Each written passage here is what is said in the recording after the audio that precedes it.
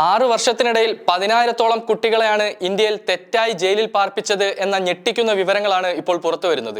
മുതിർന്ന തടവുകാർ കഴിയുന്ന ഇന്ത്യയിലെ ജയിലുകളിൽ 9,600-ലധികം കുട്ടികളെ തെറ്റായി തടവിൽ പാർപ്പിച്ചതായിട്ടാണ് ഐപ്രോ ബോണോ എന്ന സംഘടനയുടെ പഠന റിപ്പോർട്ടിൽ പറയുന്നത്. വിവരാവകാശ നിയമപ്രകാരം നൽകിയ അപേക്ഷയ്ക്ക് ലഭിച്ച മറുപടികൾ പഠന വിധേയമാക്കിയപ്പോഴാണ് ലണ്ടൻ ആസ്ഥാനമായ ഐപ്രോ ബോണോ എന്ന സംഘടന ഈ ഞെട്ടിക്കുന്ന വിവരങ്ങൾ മനസ്സിലാക്കുന്നത്.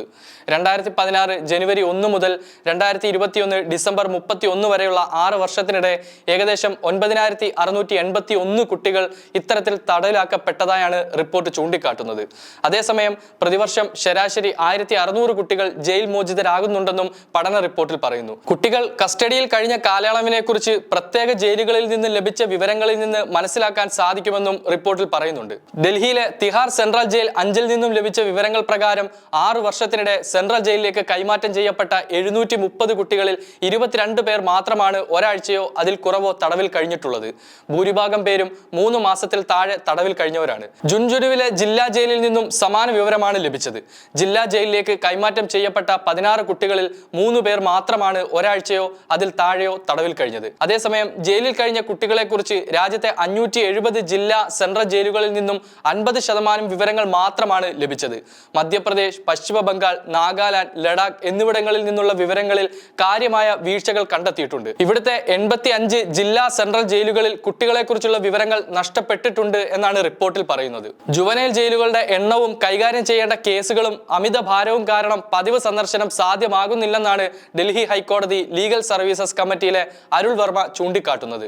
വിവരാവകാശ നിയമപ്രകാരമുള്ള അപേക്ഷകൾ അധികൃതർ നിരസിക്കുന്നത് വിവരങ്ങളുടെ മൊത്ത ശേഖരണത്തിന് തടസ്സമായി നിൽക്കുന്നുണ്ടെന്നാണ് റിപ്പോർട്ട് ചൂണ്ടിക്കാട്ടുന്നത്. അപേക്ഷകളിലെ ചോദ്യങ്ങൾക്ക് കൃത്യമല്ലാത്തതും വഴിതിരിച്ചു വിടുന്നതുമായ മറുപടിയാണ് ലഭിക്കുന്നത്. കുറ്റം ചെയ്തതോ കുറ്റം ചെയ്തെന്ന് ആരോപിക്കപ്പെടുന്നതോ ആയ കുട്ടികളെ ഉചിതമായ ഇടത്താണ് പാർപ്പിക്കേണ്ടതെന്നും 2015-ലെ ജുവനൈൽ ജസ്റ്റിസ് നിയമം ഫലപ്രദമായി നടപ്പാക്കുന്നതിന് പഠന റിപ്പോർട്ട് ഉപകരിക്കുമെന്നും ഐപ്രോ ബോണോ വ്യക്തമാക്കുന്നു. കുട്ടികളെ ജയിലിൽ പാർപ്പിച്ചതിന്റെ ഉദാഹരണമായി 17-കാരി നേഹയുടെ ജീവിതവും റിപ്പോർട്ടിൽ പരാമർശിക്കുന്നുണ്ട്. 2018 ഏപ്രിലിൽ അമ്മയെ കൊലപ്പെടുത്തിയെന്ന് അച്ഛൻ ആരോപിച്ചതോടെയാണ് നേഹ 17-ാം വയസ്സിൽ ജയിലിൽ അടക്കപ്പെട്ടത്. ജാമ്യം ലഭിക്കുമ്പോഴും പെൺകുട്ടിയുടെ ജയിൽവാസം 6 വർഷത്തോളം പിന്നിട്ടിരുന്നു. ജയിലിൽ കഴിഞ്ഞപ്പോൾ ജീവിതം അവസാനിച്ചെന്നാണ് കരുതിയതെന്നും തനിക്ക് കുട്ടിക്കാലം നഷ്ടപ്പെട്ടെന്നും നേഹ പറയുന്നു.